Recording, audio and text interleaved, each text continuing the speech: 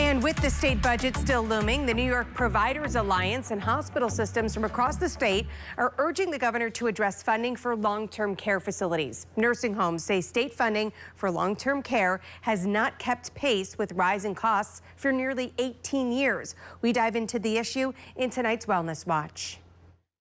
It's difficult to explain to a family why you can't serve their family member, their loved one, in the community that they have called home for generations. But that is the reality for many nursing homes across the state as they struggle with funding. And it's all driven back to New York State's Medicaid system. Fort Hudson Health System's CEO Andy Cruikshank says nursing homes haven't had a substantial rate increase that reflects the current cost of care since 2007. That's 18 years. That's forced nursing homes to close or reduce admissions because they don't have enough money to pay for all that staffing. Fort Hudson, for instance, has a total of 196 beds for folks, but right now they have 20 beds that are vacant, lights are off, not because there's no demand. We could fill them in 24 hours.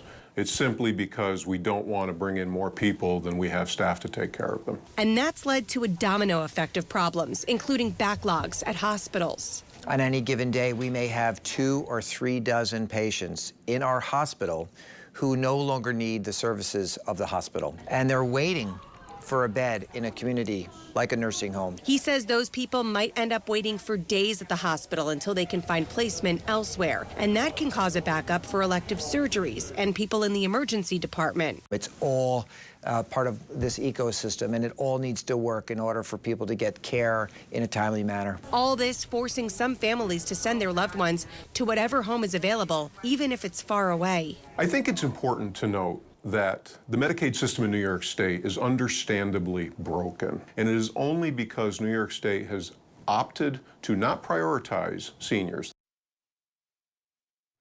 The New York Providers Alliance, or NYPA, says nursing homes are losing an average of $1.8 million per year due to Medicaid reimbursement rates.